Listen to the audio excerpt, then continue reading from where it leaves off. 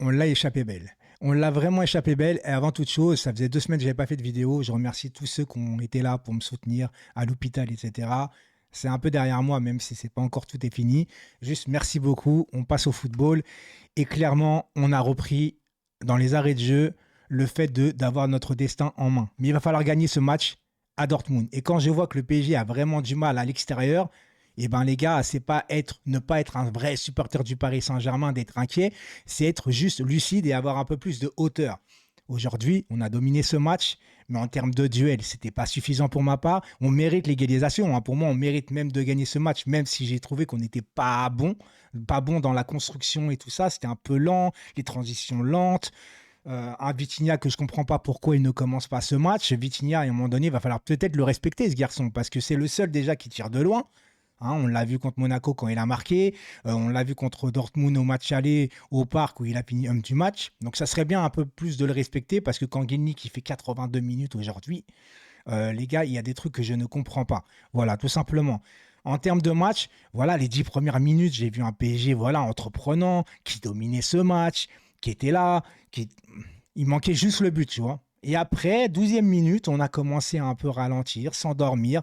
On a commencé à laisser Dortmund imposer un peu un faux rythme, en vérité. Et on s'est endormi dans ce match, qui fait que eh ben, ils ont une première occasion sur une mauvaise relance de Donnarumma, un peu en travers pour Hakimi qui perd le ballon après derrière. Et ils avaient une première alerte. Et après, ben, écoutez, tout le monde en veut à Donnarumma parce qu'il a relâché le ballon sur le but. C'est vrai, Donnarumma est responsable, mais il est sûrement pas responsable de la défense catastrophique qui s'est passée avant le but. Je suis désolé. Quand le joueur tout seul, il dribble 4, 5 joueurs et les joueurs, ils sont là, ils le regardent. Voilà, ils le regardent. Allez-y, allez-y. Non, c'est pas normal. C'est pas normal, les gars. Et là, il va falloir gagner à Dortmund parce que il me semble qu'il y a encore le goal average particulier. Et donc, je pense que Newcastle, vraisemblablement à domicile, va remporter ce match contre Milan, même si ça veut rien dire du tout. Mais en tout cas, si tu fais match nul à Dortmund et que Newcastle gagne, Newcastle est devant. Au goal average particulier parce que ça joue entre les deux rencontres s'il y a égalité. Et dans les deux rencontres, ils nous ont gagné 4-1 chez eux. On a fait un partout à domicile.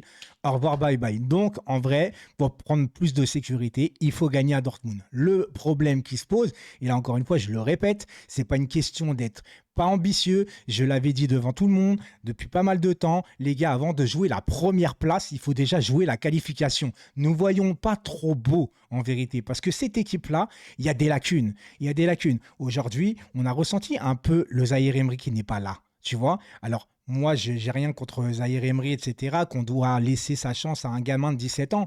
Mais ce qui n'est pas normal, c'est déjà d'être dépendant d'un gamin de 17 ans. Tu devrais avoir des cadres qui prennent le dessus sur tout le monde, etc. Tu as un Ugarte qui baisse de régime de plus en plus. Un Kanguini qui n'est pas au niveau ce soir. Un Colomoisi, j'ai envie de te dire, non, mais parce qu'à un moment donné, les gars, projet le de France, je veux bien, mais stop, stop, tu vois.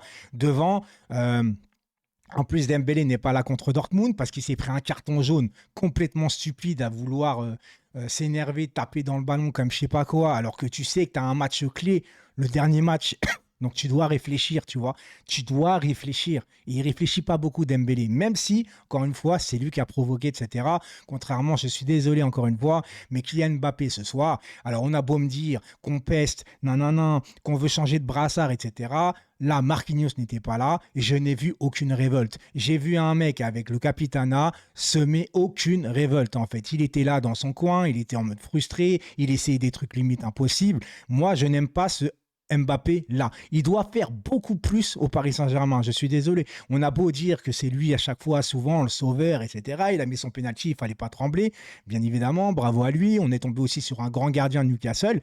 Mais tout de même, les gars, et à un moment donné, pour moi, j'estime qu'on devrait attendre plus d'un Kylian Mbappé aujourd'hui qui tient un peu en otage le Paris Saint-Germain, prolongera pas, etc. Aujourd'hui, frérot, j'ai envie de te dire, peut-être que tu vas pas prolonger, mais ce que tu provoques sur le terrain, là, c'est en Ligue des Champions, c'est pas bon. Tu vois, c'est pas bon. Colomwani, c'est exactement pareil. Je pense qu'à fur et à mesure du temps, si Asensio ne se blesse plus, il va finir titulaire dans cette équipe parce que tu as besoin de ce numéro, de ce faux numéro 9. Même si Asensio n'est pas vraiment un vrai faux 9, tu vois, il ne sait pas sa position, il est plutôt ailier droit normalement au Real Madrid, il retrait en tant que joker de luxe. Mais là, les gars, c'est pas possible. Il nous faut un mec qui puisse participer au jeu. Kolo Muani ne participe absolument pas au jeu. Quand Mbappé arrive dans l'axe, il fait ses gris-gris, ça ne participe pas au jeu. Tu as besoin d'un mec qui revient chercher les ballons. Et à part Asensio, je ne vois strictement personne. C'est pareil, à un moment donné, tu fais venir Gonzalo Ramos, tu le fais rentrer, tu mets toute l'armada. Et le problème, c'est que tu ne centres pas beaucoup. Hein, Gonzalo Ramos, quand il est dans la surface, ben, faut centrer, il faut mettre dans le paquet. Et quand Gonzalo Ramos n'est pas là et c'est Kolo Muani, tu centres beaucoup plus que quand Gonzalo Ramos rentre. Donc des fois, j'ai du mal à comprendre certaines situations. Et pareil, la défense centrale, les gars, Skriniar, Danilo, je pense que vous l'avez pensé comme moi, on sait que ça marche pas.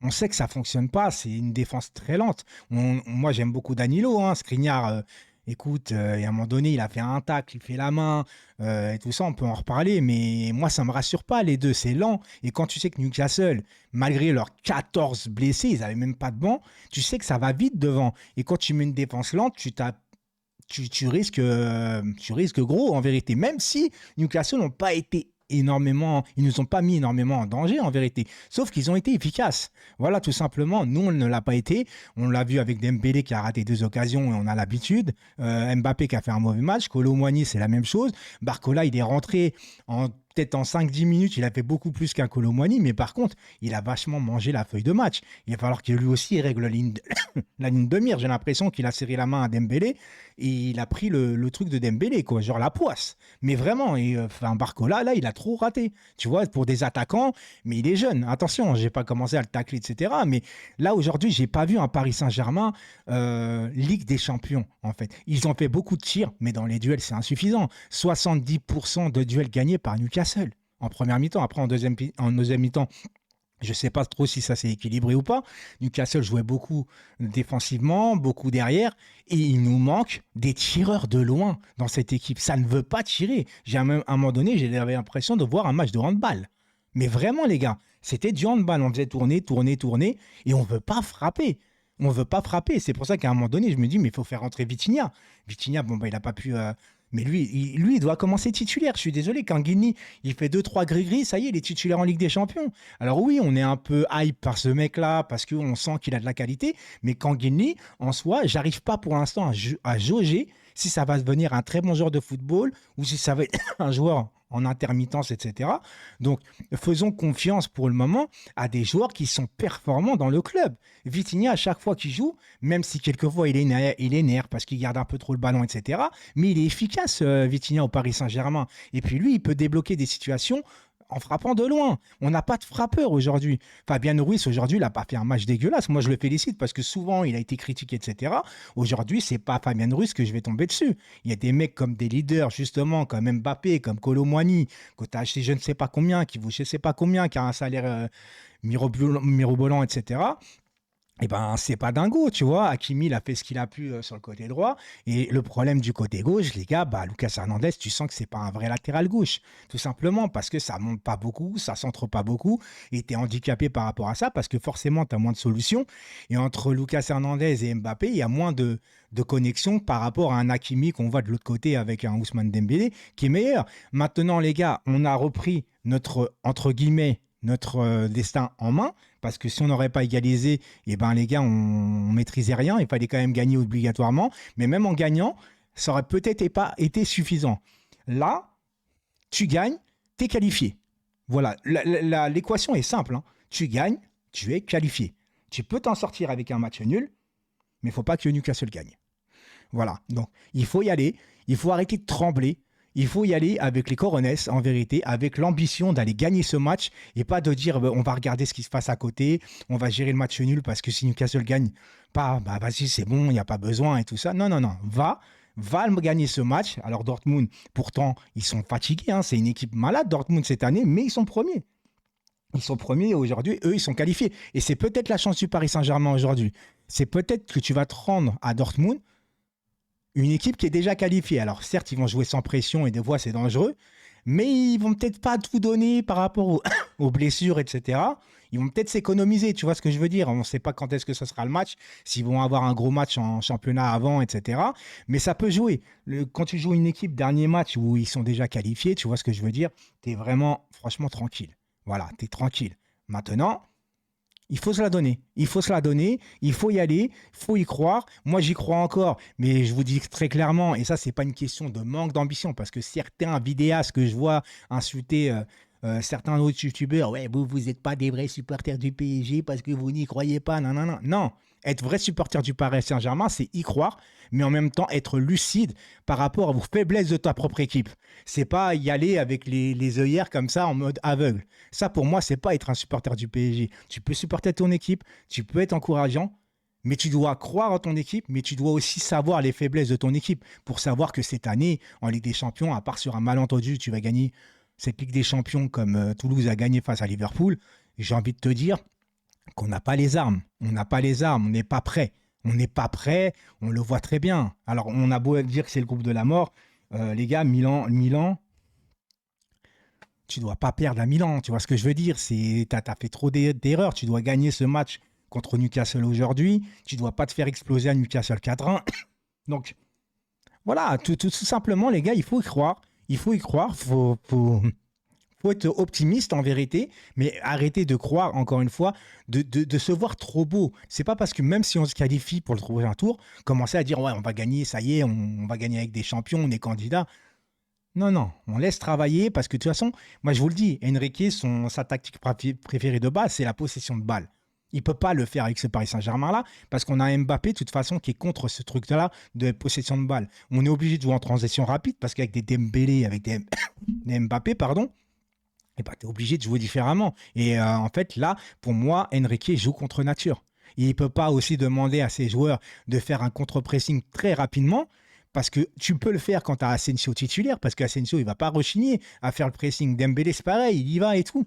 Mais quand tu mets Mbappé, Dembélé en même temps et tout ça, Colomwani, il se bat sur le terrain. Mais techniquement, c'est pas bon. Techniquement, Colomwani, il va nous arracher quelques buts quelques fois. On va aimer un peu sa débauche d'énergie sur le terrain. Mais pour moi, clairement, Colomwani, ça finit pas normalement titulaire.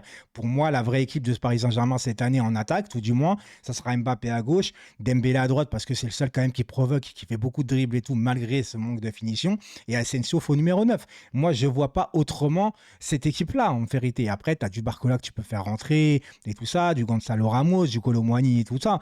Mais Colomwani ne doit jamais terminer titulaire dans cette équipe. Je suis désolé, c'est pas possible. Et encore une fois, là, on est passé à ça de la catastrophe. À ça vraiment de la catastrophe. Mais attention, attention quand même. Parce que si tu te qualifies pas pour le second tour, je sais pas pour vous si c'est une catastrophe ou si c'est une... Pour moi, c'est un échec. Pour moi, c'est un échec. Alors certains vont commencer à me dire non, c'est pas un échec, alors que vous êtes les premiers à vouloir jouer la première place. Moi, je l'ai dit clairement depuis le début. Moi, je veux la qualif. Je m'en fous de terminer premier ou deuxième. Il n'y a même plus de l'histoire du but à l'extérieur. On s'en fout. Il faut d'abord la qualif. Il faut pas, j'allais mettre une expression que j'arrive pas à la dire, donc je ne vais pas le dire. Il ne faut pas être pressé, il ne faut pas se précipiter, il faut être juste conscient de nos qualités et aussi de nos faiblesses. Parce que si à chaque fois tu nous sors que les qualités, tu ne sors jamais les faiblesses, et ben c'est pas comme ça que tu vas progresser en vérité. Il faut se faire violence, voilà, tout simplement. Bonne soirée tout le monde, prenez soin de vous, la santé avant tout, comme je dis, et le foot ne reste que du foot. Ciao tout le monde.